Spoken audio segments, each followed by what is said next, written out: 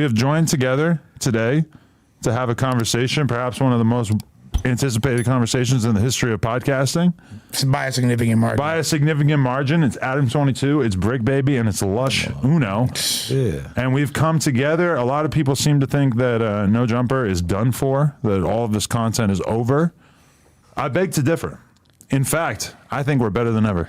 I feel like this is a narrative that pops up every 6 months or anytime there's a significant change to the programming. The initial shockwave of a narrative is it's a wrap. And that it's been like that for a long time. Anytime people don't like change, people don't like what they're, you know what I mean? Like they become accustomed to something, they become infatuated with it, and then at a certain point, they become dependent on it. Because No Jumper had millions of subscribers when it was just me doing interviews, and then we start doing the No Jumper show one time a week for like an hour. And like then we start doing multiple shows, stuff starts, expanding, but it's like we had millions of subscribers from just the interviews. What are you talking about? We made you, Adam. What are you talking about? So all this now though, I could take back whatever the heck I want. But you know what? All right.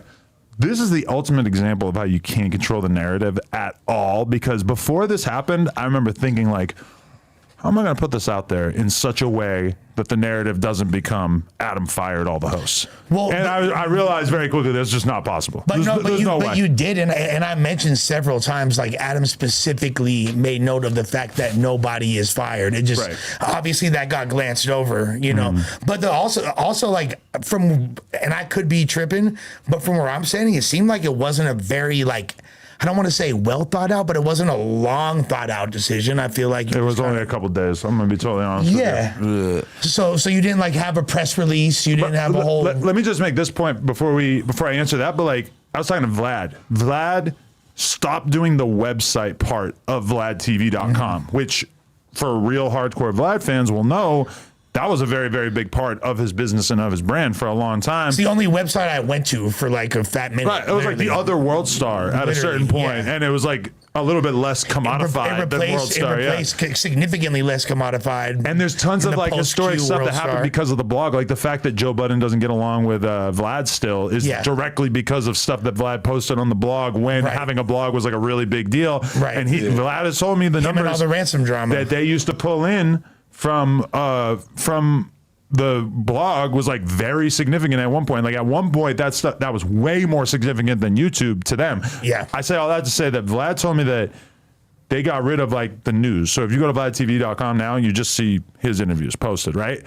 He told me that he was really racking his brain trying to figure out how he was going to announce that to the world, but he ultimately decided that there was no way for him to announce that they weren't doing the blog anymore without it sounding like he just wasn't doing interviews anymore, because blogs are so irrelevant at this point that most people, they hear Vlad TV is shutting down. They're going to think that the whole thing is shutting down. So he didn't even make the announcement, which I think was smart, because I agree with him that he probably wouldn't have been able to announce it in a way that guess what? Give people the wrong idea. And now it's at a point, I went from that being my number one source of news, literally. I'm checking Vlad's website before DX, before there's no other hip hop site I'm checking at that point. World Star's been out the window since, RIPQ, you know what I mean? And several changes in management and several. What year did he do it?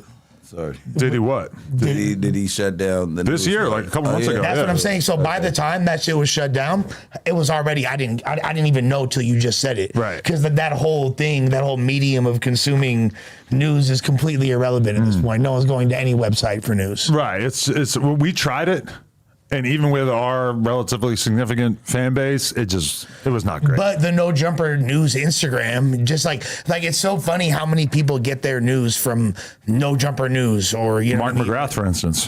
Mark McGrath. Shouts to Mark McGrath. Mark McGrath. Every morning there's a halo hanging on the corner of the block where I slang my cane. Our friends, we're cool. Yeah, that's my guy right there. I want to just hang out with him and just do random stuff. It sucks that he's older than me, so our kids don't line up in age at all. I think he said his kids are 14. Oh, well, we'll kick it.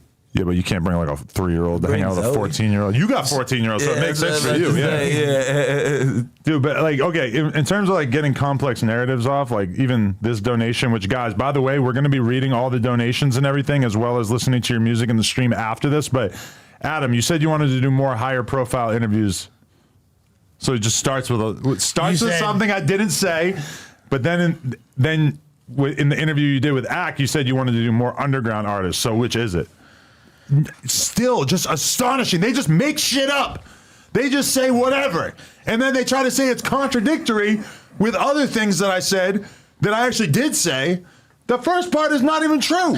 I would love to be able to disagree with you right now because people have been saying like, oh, like that I'm just agreeing with everything you're saying, which I don't do, by the way. Like, which I've always like, I'll push back. That's always when we get a new cast. They did me like that. They said that I'm Adam's dick sucker too. Right. So, but like, they said that. If anything, I was the only person that would actually challenge your opinions, and not the only person, but I was one of the only for a significant amount of time. But aside from that, Adam never said higher profile interviews. What he said was, I want to focus more on interviews. Simply that. Never said high profile. Now let's be honest. At the end of the day, when one of y'all, and this is a blanket statement literally directed at the entire hip hop media, so if it applies, then y'all gonna feel it. Break an artist like XXXTentacion with the interview. Break an artist like Juice WRLD with the interview. Break an artist like Draco. But that's exactly why I would never say that I don't want to do underground interviews or whatever. That's my whole thing. That's like my favorite thing. And people don't understand that is that I did a Vaughn off 1700 interview yesterday. Yeah. Or it came out yesterday. There literally might not be an interview that I would rather do at this point in my life than that one. There you go. Like that to me, like he's cracking. He got Chicago going nuts. There's underground, that means high profile interviews. Yes. Too. There's still high profile people in the underground. Bro, look at 16 did an interview with No Limit Cairo, right. and got like, I don't know, 20 million views from all those clips or whatever. That's a dude that nobody besides like directly inside Chicago was thinking about, and he literally became like damn near a star from that, and it was all just because he had the right story to tell. And I look at that like 16, like I want to do interviews like that. Like I want to do the shit where you find something that's lurking right beneath the surface, who has like an amazing story to tell, and you get that motherfucker, and he really breaks it down. That's what I like. What if like Vaughn, like Skrilla, like Lefty Gunplay, what if I opened up to all the betrayal and all the shit that I've been through? Like finally stop hiding all the shit that I hide in the industry and have a tell all with you.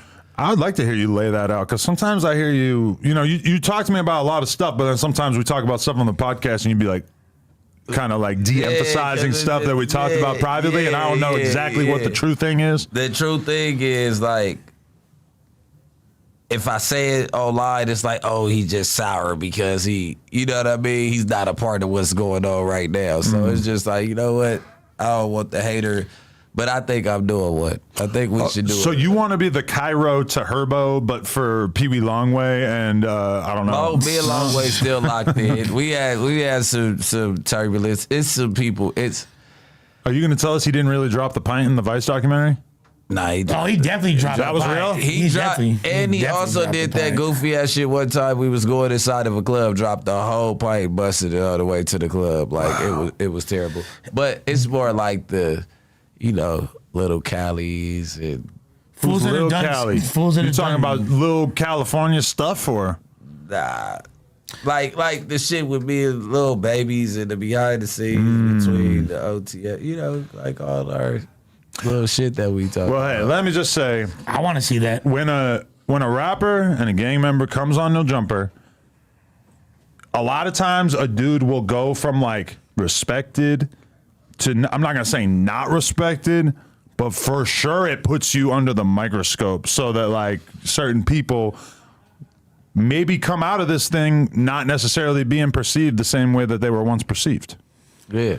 It could happen. I mean, like you're crossing that threshold of just having conversation about things that are traditionally frowned upon in the context of the street. So you're already, but at the same time, like interviews that's what makes people fall in love with artists. But people get to see on No Jumper how you handle conflict in real time under pressure with like no censorship. Yeah. So like sometimes people will look at how shit goes and they end up feeling a different kind of way.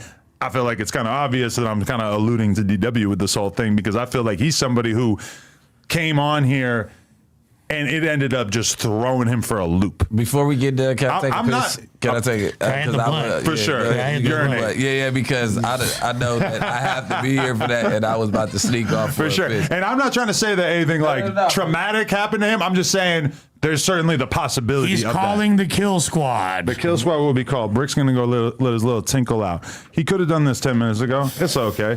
We understand. Get your meat out. Get your meat out, cuz. Tinkle, tinkle. Tinkle, tinkle. Brick baby sprinkles. What you got that we could talk about for like 2 minutes before he gets back? Man, so much has been going on. Because listen, to me, this podcast is probably going to have like 2 primary sections, which is like recent drama / the DW thing, and then comparators / whatever the hell you got going on, because that's a whole. I have many questions, and I'm here. And then we have like actual topics as well, right? Of course. So there's a lot to talk about today. We're definitely going to be in here. But what I'm curious about is what high-profile artists people have an expectation of you interviewing, because like when you look at the Drakes and Kendricks of the world, they don't really do media, period. Right. And if they do, it's literally through a publicist, through an album promotion run, and they might do, like, I don't even know about now, but the Breakfast Club or this or that. They're not doing podcasts. Right. Or any, like, nature. So who are they expecting? Do they want to see you interview?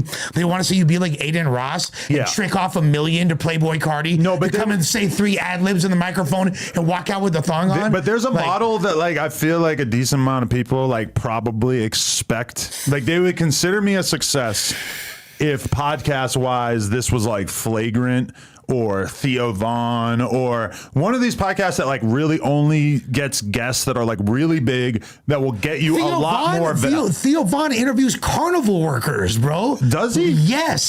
He literally like lately?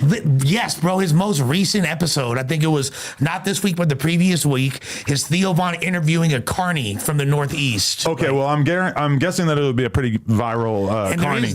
But you know, like, Theo didn't know who that was. But Theo Vaughn will get like a Drewski interview, and then that will become, you know, like, I'm good. Like, that'll be, you know, maybe he'll get like a couple 100,000 or 500,000. I don't know exactly, but like then he'll have Drewski on and he'll get like 2 million. Right. A lot of people look at us like that's what we need to be doing, is consistently getting like the biggest names, which, listen, I do like doing some of that.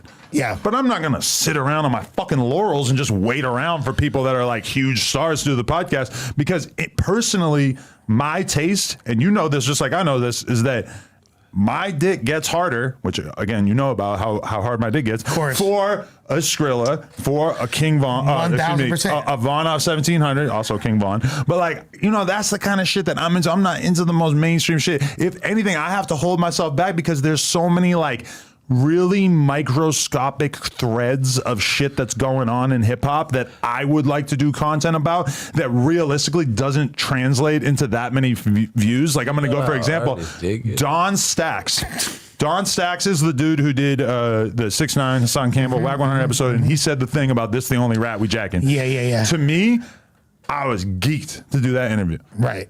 And like, to a lot of people, that's like a L. It's like, oh, you want to talk to this dude who's not even that man. It's like, no, I knew that guy was going to have a very, very fascinating perspective into how that whole shit went down. Exactly. And I was right. And it was a fucking super good interview. I'm like disconnected from how many views shit gets a lot of times. Like the channel as a whole, for sure.